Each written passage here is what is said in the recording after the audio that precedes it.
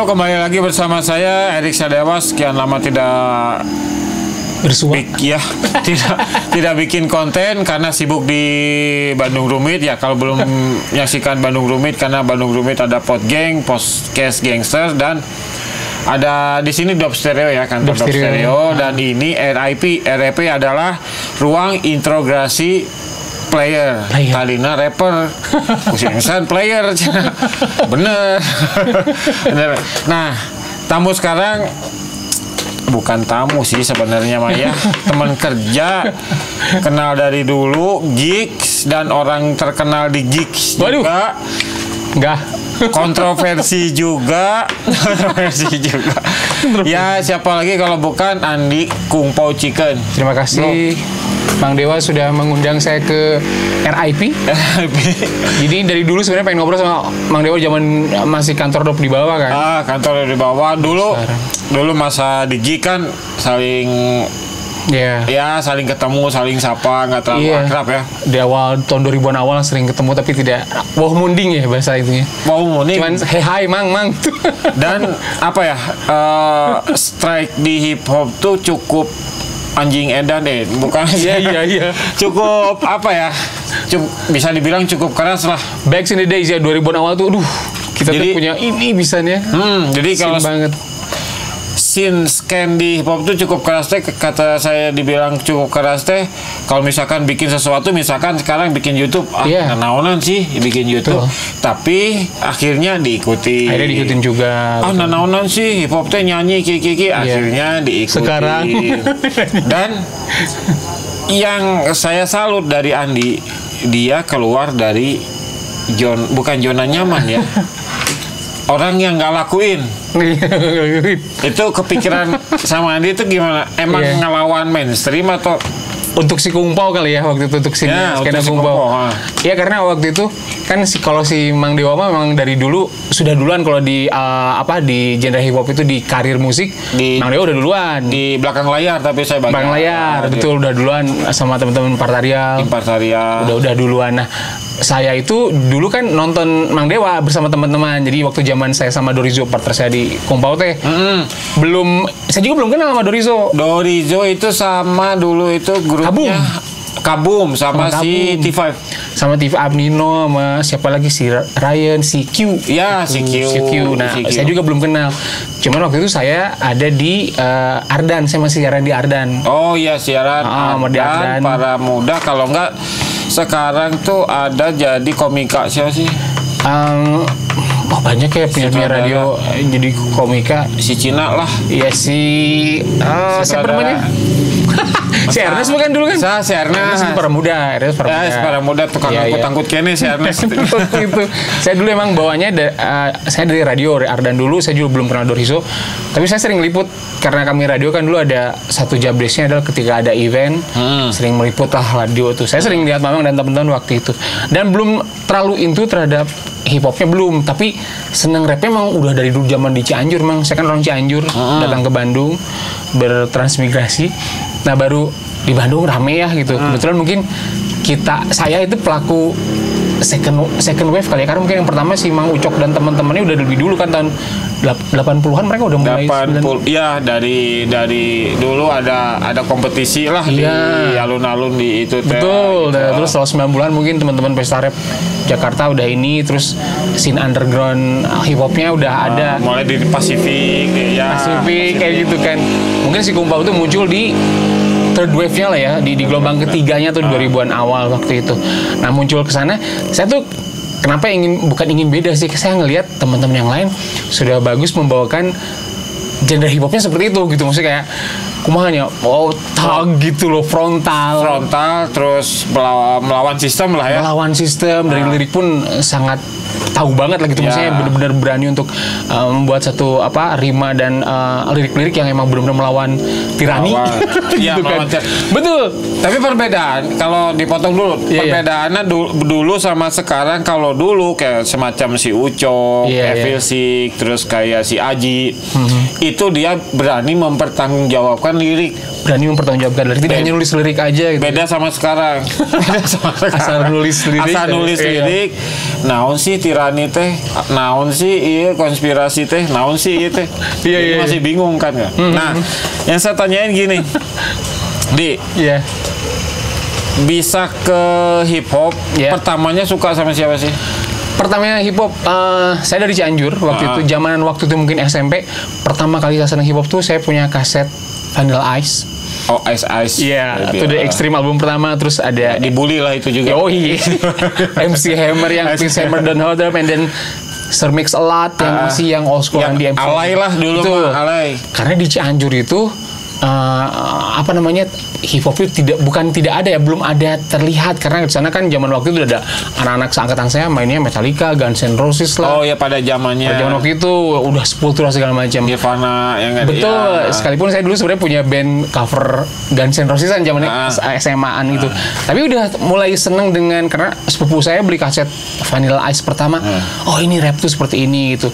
Dan Iwake belum muncul waktu itu, belum sayanya kalau nggak salah. Apa saya belum nonton ya waktu itu, belum begitu lah itu waktu album yang pertama. Sering diputer, sering didengar, oh begini ya. Maksud saya ngelihat rap di sana buat saya sendiri adalah bebas menulis lirik. Lirik itu benar-benar apa ya namanya, lugas dalam membuat lirik, tidak seperti jujur. Kayak ke genre lain kan mungkin ketika membuat lirik baku lah ya, sekian ya. Ada perbatasan rima, ada 4. Kalau hip hop kan iya. Meskipun ada perbatasan bisa 16 bar, bisa 32. Betul, satu verse 8 sampai 16 dan apapun bisa diobrolin. Saya mikir ini kebebasan berbicara yang luar biasa di genre ini gitu kan. Terus saya pikir kenapa nggak nyoba suka gitu kan. Udah mulai nulis tapi belum jauh ke sana, tapi emang seneng di situ. Sering nulis tapi belum tahu tentang rimanya bagaimana, cuma ngikutin ya pola ABC-nya itu. Tapi itu jauh sebelum saya pindah ke Bandung, karena itu dari Cianjur. Dan terlebih adalah emang di Cianjur tidak ada ini, emang tidak ada wadahnya gitu. Dan anaknya mungkin senangnya ke hal lain, jadi nggak ada temen gitu untuk udahlah, sikat kata mah saya pindah ke Bandung. Mencari frekuensi. Betul. Ke Bandung pun memulai karir bukan di grup hip hop kan. Saya dulu punya band ska waktu itu. Band ska. Nah, baru 2000-an, tahun 2004 lah ya, 2004 ketika saya siaran di Radio Ardan, gelombang ketiga hip hop di kota Bandung lagi rame, se-Indonesia lah waktu itu. Saya melihat si Mang Dewa dan teman-temannya, dan di Bandung ya hip hop begini gitu, yang apa namanya, yang luar biasa gitu, yang jadi poros juga di Indonesia. Tapi tadi itu bisa jadi trigger lah ya. Trigger sekali antara ya, kota besar itu Bandung dilihat selain Surabaya, Jogja dan Jakarta. Disitulah mulai tapi belum berani buat kumpau lah. Di situ mulai kapan gimana ya kalau buat grup hip hop gitu. Belum ketemu Dorizo juga belum, cuman berandai-andai di Bandung. Dorizo masih kabum waktu itu. Dan saya juga masih punya band skala waktu itu, tapi belum. Tapi disitulah saya mulai suka hip hopnya itu dari pas di Cianjur itu punya kaset Vanilla Ice, MC Hammer. Ke Bandung ada skenanya ternyata. Tapi belum berani gimana ya cari ikutannya atau ngebuatnya, ngegrupnya sama siapa gitu. Belum kesana masih gitu aja. Itulah sukanya dari SMP lah saya suka hip hop. Tapi ketemu Jali nggak, guru-guru Jali? Sonic Squad ya, itu setelah saya kan di Ardan itu punya, itu setelah ada Kumbau.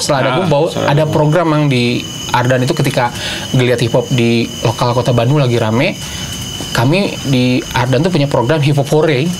Setiap hari Rabu itu jam 4 sampai jam. Saya tuh siaran sama, udah kenal Dorizo berarti itu ya, udah ada Kumbau. Saya berdua sama Dorizo sama Q bertiga dari kampung itu gitu. Nah, kan sering ngundang, saya kan butuh materi kan ketika memutarkan lagu-lagu hip hop lokal, banyaknya 80%, 20%-nya worldwide. Kan kami juga butuh narasumber gitu. Nah, sering ngundang lah, termasuk Sonic Squad. Cuman waktu itu kayaknya Jali lagi pesantren deh pas zaman waktu itu. Jadi waktu itu karena yang datang itu Hanifnya sama siapa, Is mungkin kalau waktu itu ya, DJ Is gitu. Yang orang Medan yang sekarang mana sekarang DJ Is. Belum ketemu Jali waktu itu. Tapi setelah berapa lama kemudian ketemu, tapi di luar program itu. Iya, nah disitulah di hip hop itu saya mengenal beberapa ngundang. Ada Dule waktu itu kan, teman-teman Tario juga. Waktu itu zaman rame Beat BE dan Hudkilah lah gitu ya. Awal-awal Beef-Beefan yang mulai ngangkat itu kan ya. Mulai rapnya. Kan sekarang orang bilang kan gini, di Bandung damai-damai aja. Enggak, dulu di Bandung juga panas kayak Sony Squad, Tim Partarial ya. Saya buka aja sekarang ini cerita dulu karena ini udah berlalu ya. Jali, Sony Squad, terus Kabum, Kronik. Itu tuh sekali bibiban, bahkan si siapa Panji Komika ya. Itu pernah nge-beef ke si Ucok. Oh iya, saya lihat udah lagi. Ya itu udah berlalu karena ya udah saya bicarain aja kalau belum tahu gitu ya. Iya betul. Panas lah ya. Panas. Dan itu memang membuat skena di hip hop khusus setidaknya juga itu trigger memancing jadi ramainya skena hip hop tanah air emang ya. Tapi bukan drama seperti sekarang ya beefnya karena mereka tidak pola pikirnya tidak masuk. Oh, saya tidak setuju dengan pola pikir si ini nih. Iya. Bukan gimmick untuk sekarang. Saya mau nge-beef ini karena mau pansos, mau naik. Iya. Tidak ada seperti itu. Maksudnya seperti itu ya, kita belum mengenal yang namanya pansos gitu, kita belum tahu ya. Iya, belum tahu pansos, belum tahu apa. Yang penting ya saya pure rap game dulu ya. Itu pure rap game gitu. Kalau saya nggak suka dengan pemikiran ini, ya udah saya nggak suka. Iya betul. Ya betul. Pure kayak gitu. Nah, yang sekarang nih pertanyaan sekarang. Rata-rata lirik Kungpo Chicken kan cabul. Apa Andinya cabulnya? Pertanyaan yang sering banyak dipertanyakan. Itu tadi mungkin saya kembali ke pertanyaan yang awal. Mang Erik bilang kenapa berani keluar? Si Kungpo itu berani membuat beda konsep dari yang karena itu ketika saya melihat senior di hip hop saya itu kayak Mang Dewa dan yang lain punya genre khusus yang melawan tirani itulah dengan liriknya. Saya pikir itu udah bagus, ngapain saya ikutin gitu kan. Terus saya juga pengennya adalah di kota Bandung khususnya, gimana kalau hip hop itu berwarna. Maksudnya kalau emang urusannya yang dia straight berani melawan pemerintah, yuk kita buat yang jokesnya gitu loh Mang, yang lucu-lucuan gitu, yang biar saya meredam apa ya waktu itu ada yang funnya juga loh di sini. Ada yang jokes lucu. Ketika saya ngobrol sama Dorizo sama Jojo dulu DJ saya yang pertama, kita ngebahas apa ya si Kungpo ini gitu kan. Terus entah kenapa pop gitu dalam pemikiran kita masing-masing. Kita ngebahas seksisme. Kenapa? Karena biasa kalau laki-laki ngumpul nggak ngomongin hobi, pasti ngomongin lawan jenisnya. Bullshit itu. Pasti nggak mungkin bullshit. Gitu kan. Mau apa juga bullshit. Iya, aku pasti ngomong. Iya juga ya. Pasti ngomong selangkangan. Pasti. Yes, betul. Dari situ saya kepikiran, ya udah, genrenya kita ke sana. Terus karena kami melihat siapa yang udah pernah ada di luar ya, To Live Crew, Sir Mix-a-Lot emang udah di luar. Walaupun mereka di band di negaranya. Terus saya mikir, kalau kita di band nggak sih? Karena belum mungkin waktu itu ya, maaf kalau saya salah. Saya pikir belum ada yang genrenya ke soal seksisme belum mungkin belum Indonesia ada gitu sih belum ada ya. Itu adalah nilai jual kami, gimana caranya biar cepat menjual seperti itu. Emang ujungnya menjual kan, nggak munafik, ujungnya akan menjual. Tapi kami bertiga anak Kungpo tuh sudah berpikir suatu hari ini akan bermasalah karena satu yang paling dekat dari skenanya. Saya coba nggak luput dari teman-teman segenre itu. Tracknya agak keras kan ya. Ada yang bukan nge-DM, belum nge-email lah gitu ya, by SMS dulu ya, belum ada. Belum text message, masih SMS. Pola pikirnya nggak tahu, absurd kayaknya. Kok ngejelek-jelekin hip hop sih? Kok ngejelek-jelekin nama hip hop sih? Kalau kata saya bukan ngebela ya. Hip hop itu universal, dibangun untuk menunjukin ya ini budaya hip hop, karena kan adopsi dari sana. Kita kembangin ya nggak salah kan? Apa salahnya gitu? Betul. Kita pun nggak luput dari hal gitu. Ketika kita muncul suatu hari bakal jadi permasalahan nih, karena apa?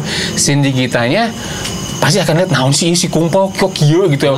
Itu dari skena yang jelas di genre yang sama, yang bukan siapa-siapa, coba maksudnya yang orang awam. Udah mah cabul barunya, ih naon kieu.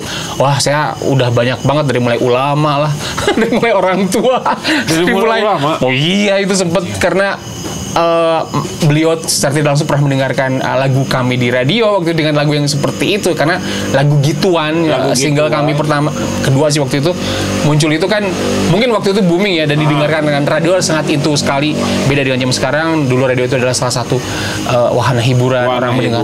Ketika lagu itu dapat cas radio nomor 1 itu bangga banget. Diputer aja resep mang kalau diputer disalam-salamin. Mungkin ada beberapa profesi yang mendengarkan lagu itu termasuk orang tua yang naon lagu juga kieu gitu kan ya. saya udah bisa memprediksikan suatu Karena hari pasti untuk- begitu gitu loh. Disangkanya mengajarkan. Harusnya kan Iya. kejawab dengan sekarang dengan adanya YouTube. Sekarang banyak orang yang bilang, termasuk orang yang ngejas Kumpo Chicken. Kan sekarang ya kalau masalah pendidikan kembali ke orang tua. Betul. Sekarang mereka bilangnya gitu kan. Betul. Dan itu pernah yang ngejas Kumpo. Saya tahu orang-orang Iya. Banyak banget itu, banyak banget ya. gitu. Akhirnya kami mengklaim waktu itu ketika sudah mulai banyak yang semacam ngenotif kita lah ya, seperti apa. Akhirnya kami klaimnya adalah ini kan sex education. Iya, Saya bilangnya itu sex education ini kan. Iya, tuh. Ya 60% pernah ada sex education. Betul. Dan menceritakan ini loh kehidupan di Bandung ada seperti ini gitu. Betul, realitanya ada seperti itu, cuman karena kami berani mengangkat dan juga sebenarnya kalau diperhatikan tidak pernah ada logo Kumpau secabul itu yang memang mengajak untuk melakukan hal-hal yang tidak diinginkan dan tidak diinginkan sama orang tua lah istilahnya. Semua justru merunutnya ke kalau masalah begituan gitu ya, use a condom. Kita ngasih taunya itu kok di lagu gituan itu adalah use a condom gitu. Di intro lagu juga Q itu monolognya ngasih tahu use your parachute itu maksudnya use a condom gitu untuk melakukan apa-apa. Tidak nyuruh orang untuk ayo gituan, enggak gitu. Iya. Sebenarnya Untuk cuman sekarang bahasanya disclaimer lah ya. disclaimer Ya, gitu, disclaimer Mang, gitu ya. betul. Tapi akhirnya secara tidak langsung ada dua keuntungan. Satu kerugiannya tadi jelas, keuntungannya adalah mungkin omongan ini Mang kontroversi ini yang tadi Mang Belum siap. betul Kalau kata orang saya. seperti apa, tapi jadi kebawa rame itu gara-gara kontroversi ini. Kontroversi. Mulai jadi omongan lah gitu kan. Terus ketika waktu itu kita juga didukung secara tidak langsung oleh distribusi pembajakan karena kita dulu belum ada digital, ada cuman CD dan kopian itu Ya, CD. yang akhirnya bisa nyebar ke Nusantara. Saudara-saudara kita di timur bisa tahu ada lagu seperti itu. Lah, di Bandung nunyin lagu hip hop juga kieu gitu kan, belum ke Jakarta seperti apa. Secara tidak langsung hal kontroversi ini ya melambungkan kami waktu itu. Jadi orang mulai mengenal, anjir aya band hip hop juga kieu ternyata. Ya keuntungan mungkin itu ya, secara tidak langsung gitu mah. Benefit lainnya lah, efek dominonya. Iya, tapi kalau saya ngambil asumsi nih ya benar kata Andi tadi kan tidak mengajarkan kalau kita memperkosa itu harus seperti ini nih.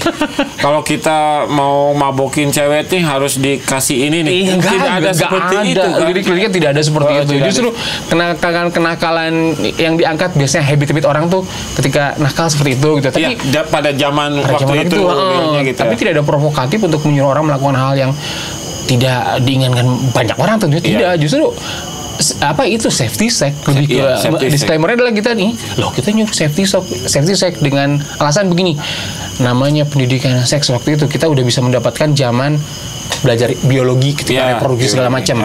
Mungkin guru, maaf bukan mendiskriminasikan guru, ketika menerangkan soal alat reproduksi mungkin bosan tata cara edukasi bahasa. Jadi kan kepikiran juga boringnya ngadongin gitu ya. Kami mengklaimnya adalah ini sama kayak pelajaran biologi. Cuman dengan lagu karya dengan disentuh dengan hal yang realita. Ya kami disclaimernya kayak gitulah. Alasan-alasan yang kami buat ini juga pelajaran seksuality sebenarnya gitu yang Anda perlu tahu gitu sih. Ini maaf ini dari saya. Misalkan gini ada kata, misalkan saya tangkap kata-kata misalkan orang cewek ngelahirin itu dari vagina bisa diambil dari kata-kata mana dilahirkan itu memek gitu maksudnya gitu kan. Iya. Jadi betul.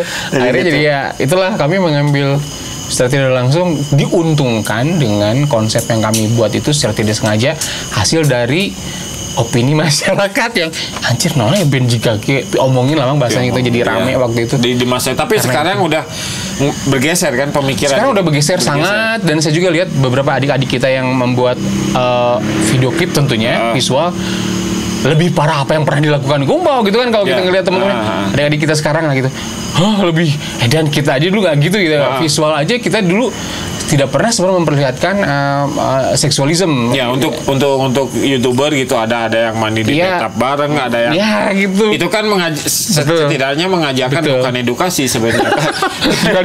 Jadi pikir perasaan dulu kita kena ini ya gitu di band secara tidak langsung ini kok rame sekarang. Tapi ya itu kata Mang Dewa teh pemikiran sekarang udah berubah, mungkin sekarang tuh orang sudah open minded mungkin menanggapi ini seperti apa. Karena dulu ya belum siap dengan pemikiran masih kaku lah, masih kolot. Betul, gitu betul. Kolot, ya. Itulah tujuannya kenapa Kumpau berani mengambil jalur di hip hop sexismnya adalah itu, karena melihat Mang Dewa dan teman-teman yang sudah duluan dari Kumpau udah di jalur yang kenapa kita harus ngikutin, dan mereka udah bagus diikutin. Kita buat biar lebih variatif gitu sih hip hop itu gitu, biar ini itu sih tujuannya.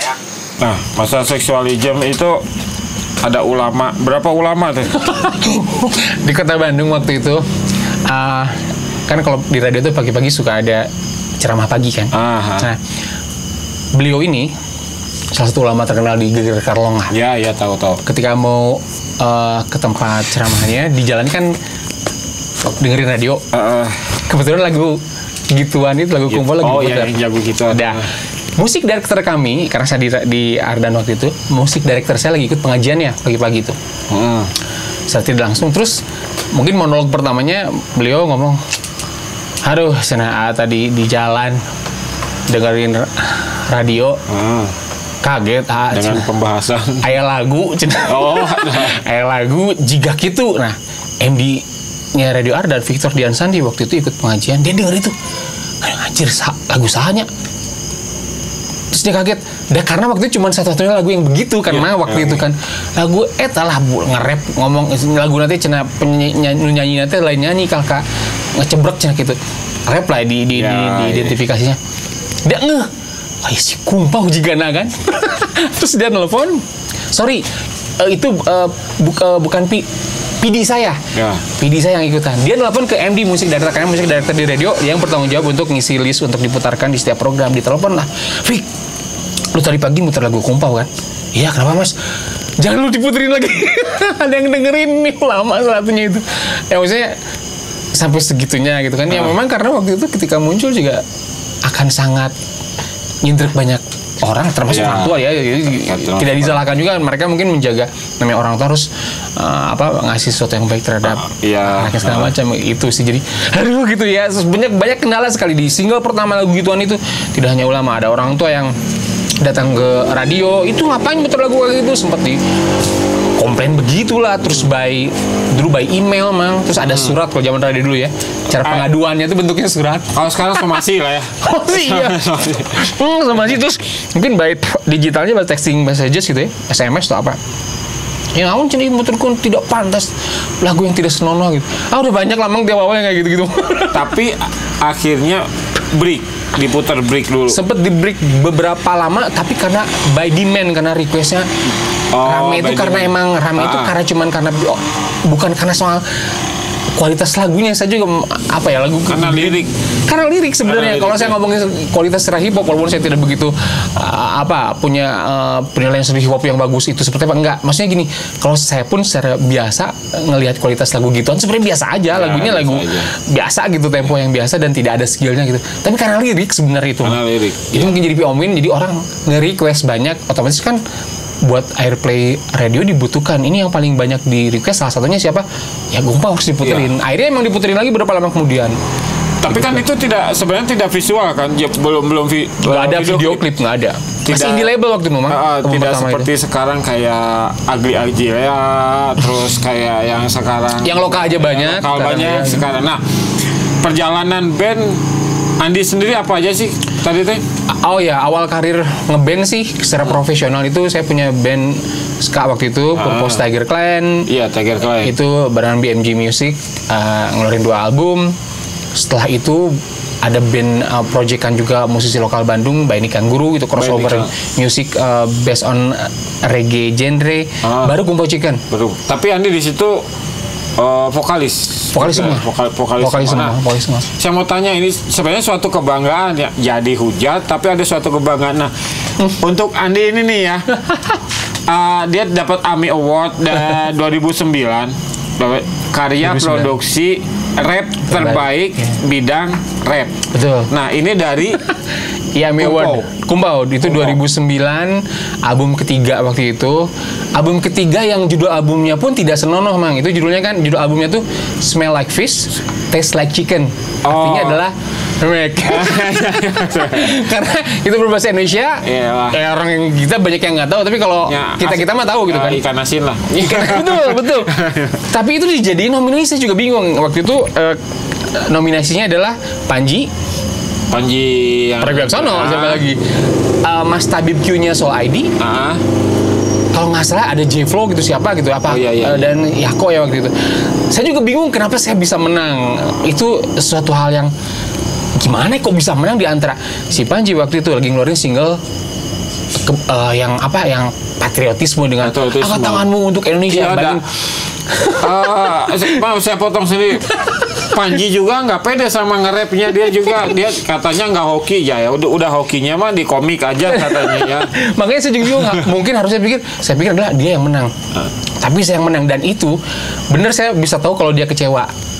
Secara tidak langsung ada 2 bulan 3 bulan kemarin ada fansnya Panji yang nonton Panji, dia buat vlog Mang, ngebahas tentang ini, di mention ke kita. Saya lihat di klip di durasi sekiannya di vlognya si Panji, dia ngomongin soal Kumpau. Gue pernah ikutan masuk ke nominasi bidang rap terbaik tahun 2000 AMI Award 2009, dan di nominasinya sampein apa ya nama bandnya gue lupa. Saya waktu itu berpikir dia tahu apa pernah nggak tahu ya, masa judulnya MILF, karena judul lagunya MILF Mang, MILF gitu kan. Dia tuh nge-notif begini, gila nggak, masa gue dibandingin dengan judulnya MILF. Nah itu maksudnya lah dalam hati teh, terus kemauan gitu kan pendengar. Nah gitu. Mungkin dianya berpikir sedangkan dia membuat single tentang patriotisme, kayak gitulah ya. Kok bisa kalah ya? Akhirnya kan di situ juga orang-orang bisa tahu bukan soal apa ya, karena kontennya, tapi ya orang mungkin banyak sukanya lebih orang sedangkan hal yang lucu mungkin menurut saya gitu kan. Kalau Panji sendiri dia komik gitu ya, stand up komedi, saya ketawa. Cuman kalau dia di rap saya agak bingung kadang-kadang. Kata-katanya ini mah jujur nih, jadi saya nih mending di stand up aja satu-satu aja ntar ngeluarin single mah. Iya. Tapi ya seru sih ya perjalanan di sangat seru sekali ya, suka dukanya gitu kan. Yang proses yang Kumpau alami dari awal sampai sekarang itu emang terasa emang gitu, maksudnya seperti ini. Sekarang tuh udah ada di fase yang udah tenang gitu, maksudnya udah tinggal cuman melihat sekarang collab-nya. Saya juga kan punya proyekan sama Mang Dewa project ini gitu kan. Tinggal semacam sekarang tinggal sok lah yuk gitu, tinggal udah nggak lagi mikirin waktu itu buat lagu apa ya, tentang apa ya, gimana, udah nggak gitu. Itu zaman Kumpau awal yang begitu. Sekarang mah udah tenang lah. Nah ini pertanyaan ke agak ranah pribadi nih. Boleh. Andi, secara kasarnya nih ya, lirik-liriknya cabul, yang kayak gitu-gitu. Dari pihak ini kalau nggak dijawab juga nggak, dari pihak keluarga cewek tanggapannya gimana? Iya, itu juga pertanyaan yang sangat banyak sekali ditanyain ketika orang komplain. Lu tuh sama orang tua lu gimana sih, keluarga lu dengan membuat lagu seperti ini? Keluarga saya itu basicnya adalah liberal lah. Karena liberal dalam mereka gini, saya laki-laki, saya udah 17 tahun, saya udah keluar dari rumah. Punya tanggung jawab sendiri. Bisa mempertanggungjawabkan apa yang saya lakukan. Dan beliau juga, ya keluarga saya, adik saya yang perempuan tahu, cuman adalah tidak menjadi sesuatu yang maksudnya ini aib keluarga. Nggak segitunya, nggak ada, maksudnya ya udahlah gitu. Mereka tahu kalau ini adalah joke dan bukan menjerumus. Kalau sekarang kan dark joke kan ya, terkenalnya dark joke gitu. Iya. Tapi mereka lebih ke udah percaya gitu.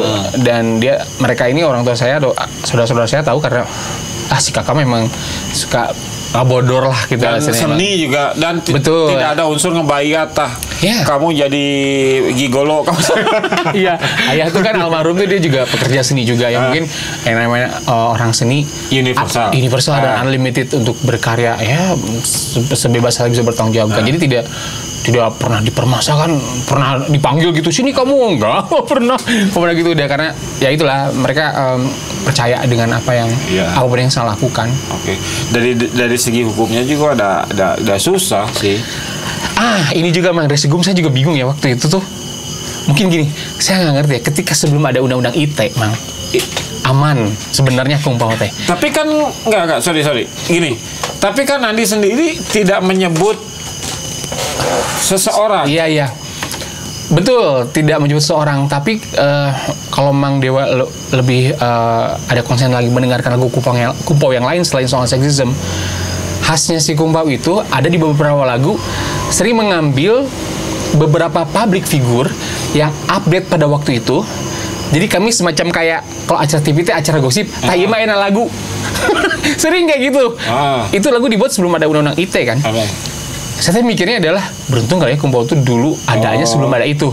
Tapi mun ayeuna nyieun sih karena diadukeun gitu kan. Tapi bisa aja sekarang juga diadukeun kalau di ada orang yang Tapi kan dulu. Tapi tidak viral, Mang. Mungkin keuntungannya adalah resikonya begitu ya. Kalau tidak nyebut nama juga tapi kan. Nyebut. Sangat beberapa public figures banyak yang disebut. Tapi tidak mendiskriminasi. Sebenarnya tidak. Lebih ke kayak kalau hari itu si Ani ada masalah itu ya saya sebutin masalah itu gitu. Lebih ke konteksnya. Konteksnya real masalahnya misalkan ini ya. Ada misalkan saya sebagai artis. Ya. Terus saya ada korupsi kasus pencabulan misalkan. Terus disebutin gitu. Si Dewa. Tapi nggak sebut pencabulannya, jadi kayak Erik Dewa melakukan hal yang tidak senonoh terhadap anak di bawah umur, ada kan cuman kan itu real berarti. Sebenarnya. Iya. Real yang dilakuin dan real diberitakan. Setelah ada undang-undang itu banyak teman-teman dan cabulers kita nyebut fansnya bilang bukan berita hoax kan? Iya bukan doang, tapi bilangnya gini, Mang, kok mau ngaduin gitu ya, gimana kalau ini dipermasalahkan? Ya oke-nya gitu ya. Tapi karena mungkin ini nggak viral gitu. Kan resikonya begitu emang ya, ketika ada sesuatu yang viralnya edan. Bakal ada orang nyari-nyari masalah itu. Pasti gitu karena sirik lah atau apa gitu. Saya tuh ada kebantunya adalah oke sih tidak begitu viral hal itu, tapi emang tidak apa ya bener-bener sesungguhnya enggak sih, tidak ada, cuman sama aja kayak kita nonton acara gosip di TV. Bedanya mungkin itu ada badan hukumnya. Ya, badan hukum. Pas ketika sama profilnya disebutkan dituntut ada badan hukum, kurang ngewah gitu. Karena juga deg-degan masalah itu teh. Aduh anjir gimana ya kalau ini bahas lagi. Akhirnya mungkin lebih amannya sekarang adalah membuat liriknya seaman mungkin, tapi tetap mengangkat itu, tapi lucu-lucuannya lah gitu dibuat apa ya. Tapi itu bisa disebut bentuk protes kan? Bentuk protes. Nah, sih mana bisa bisa seperti gitu. Itu ya. Masalah kritik sosial. Ya, kritik sosial karena mungkin saya juga secara tidak langsung mewakili banyak netizen yang public figure kieu, tapi saya buatnya dengan lagu begitu. Seperti itu. Deg-degan gitu. Iya sih, tapi kami balutnya kumpau itu balutnya dengan jenaka, dengan humor sebenarnya. Tidak ngejudge kalau tas ya tatenya parah gitu, enggak sih, enggak sampai. Masih ada sih, seperti itu. Enggak sampai itu ada ya. Deg-degan sampai sekarang pun. Iya.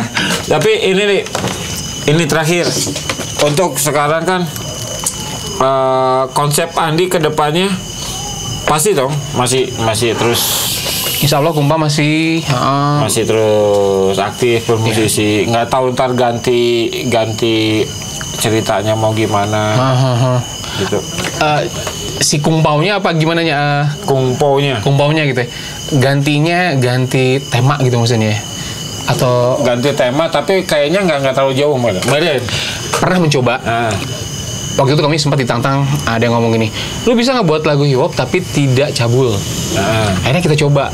Kita udah memproduksi satu lagu yang jauh banget, lagunya itu lagu tentang cinta, tentang broken hearted seperti itu, judulnya Faya con Dios. Banyak orang yang nggak tahu. Tapi ketika waktu itu diputar, orang nggak suka, Mang. Karena nggak kumpul banget. Itu. Kumpul. Wadah itu nanti gus penuh dengan apa namanya deep feel gitu ya. Waduh Rizzo juga waktu bagian verse dia ini saya buat liriknya bisa kepancing gini katanya. Sampai rima sampai ini ditata. Betul, memikirkan kalau pasangan saya tuh berbuat seperti ini, sampai gitu saya. Tapi gitu ketika didengar sama orang, tengenangan lain kumpau. Jadi orang sekarang nge-match-nya adalah kumpau itu adalah enggak segitu, udah walau bayar. Berarti ini tetap tapi ada mungkin sedikit ada perubahan. Ya, lebih smart dalam lirik, betul. Biar tidak kena ITE atau itu sih kesana ya, lebih itu jadi lebih bersahabat mungkin liriknya.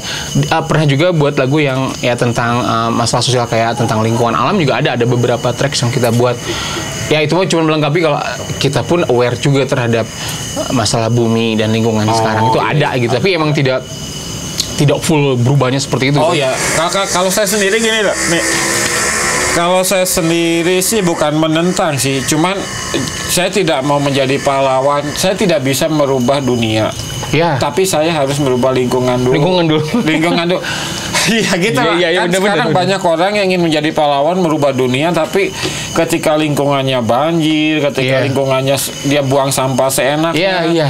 Tapi sosokan merubah dunia. Betul itu ada di lah kalau kata saya. Betul sekali. Kita sempat buat lagu itu, judulnya lagu Marah, ada di album keempat kami. Liriknya seputar tadi soal banjir, apa tentang buang sampah sembarangan. Ya lebih mencoba untuk mencoba hal yang lain, tapi masih di apa yang kita lihat, kita dengar dan kita rasain seperti apa. Desainnya pun mulai kadang bosen tong etawainya, karena ketika membuat konsep si Kumpau dengan lagu baru tentang capul atau apapun, saya juga sempat mentok mah karena naon ini kudu dibahasnya. Om pernah kita bahas, tante pernah kita bahas, WTS pernah kita bahas tuh. Apapun hal yang seperti itu udah pernah kita bahas gitu. Kadang juga mentok ngomongin naon deui. Tapi gitu. banyak kan sekarang yang santri diperkosa. Itu kan akhirnya jadi banyak kan. Ini kosakata baru lagi nih, apa namanya, bank lirik lagi nantinya. Santri berkosa, terus misalkan lagi booming sekarang apa satu cowok bagi-bagi sama ibunya, sama adiknya, sama ininya. Iya. Sekarang kan. Betul. Kadang itu jadi bahan juga nih suatu hari nanti kalau kita buat single lagi gitu ya. Oke lah, berarti Kumpau naik ke depan nggak akan mati lah ya, pasti terus berkarya. Insya Allah akan terus ya berkarya, karena mungkin beda sekarang permainannya kali ya. Dulu kan kita konsen untuk album lebih smart lah sekarang malah. Lebih smart, per single juga udah aman. Dengan musik yang lebih modern kayaknya. Ya bisa dibilang modern atau enggak, mungkin lebih ke apa ya, menyesuaikan juga tidak begitu juga sih, Mang. Si Kumpau itu masih senang dengan beat pasar, berarti beat old school juga, breakbeat old school itu masih kita pertahankan. Kemauan pasar. Kalau ngikutin yang sekarang tuh nggak pantas buat Kumpau ya, bukan nggak mau ngikut. Kemauan pasar ini maksudnya kemauan fans Kumpau gitu. Nggak begitu juga. Saya tuh nyoba sendiri ketika mengikuti musik yang sekarang, adik-adik sekarang. Kitanya nggak pantas gitu untuk, pantas gitu, makanya udahlah kita bermain di breakbeat old school aja yang dulu gitu, yang hip hop dulu musiknya masih seperti itu. Karena yang sekarang kitanya nggak pas, nggak cocok gitu cara ngeflow-nya teh. Kitanya nggak pantas. Saya tahu diri gitu. Ada perbedaan flow sih. Saya tahu dirinya adalah kayaknya nggak cocok. Kita mah gitu, nggak apa-apa yang lain mah gitu. Udahlah balik lagi ke breakbeat yang dulu gitu. Oke.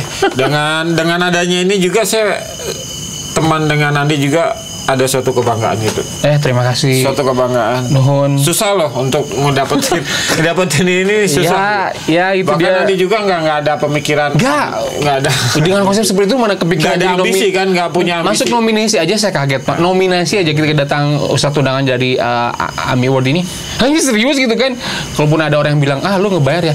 Ngebayar jangan naonnya, rugi gitu maksudnya. Nggak ada yang bisa dibayar. Nggak ada yang bisa dibayar. Untuk jadi menang gitu. Buat apa? Untuk mendingan nominasinya tadi si Panji yang bagus tentang patriotisme single, yang mendingan dia yang menang gitu kan. Kok menang gitu. Jadi akhirnya saya cuma punya satu kesimpulan waktu itu. Ternyata ya orang tuh emang suka dengan lagu tuh tidak harus lagunya serius gitu, atau mungkin lagunya harus seperti apa, dengan lucu-lucuan kayak gini pun hiburan itu berbeda ya, variatif. Betul. Hiburan itu variatif. Saya cuma kesana, berarti ini yang judge jurinya yang paling fair itu adalah ya masyarakat, orang-orang sendiri gitu, bukan jurinya. Selain jurinya AMI Awardnya ini, berarti itu membuktikan, kalau saya sendiri berpikir itu udah jelas membuktikan ya mungkin musik saya ternyata ada yang mendengarkan itu sih bentuknya. Oke tuh, siap untuk terima kasih bisa datang di RIP. Saya juga terima kasih udah diundang. Bisa cerita tentang dulu, dan sebenarnya kalau misalkan dikulik lagi terlalu panjang sih ya. Next lah ada keduanya, ada Duriso juga. Boleh. Siap nuhun pisan, terima kasih Mang Dewa, sukses RIP-nya. Mang Dewa juga single-singlenya saya tunggu lagi. Siap. Ya, kembali lagi ke RIP. Ruang integrasi player. Line lepernya.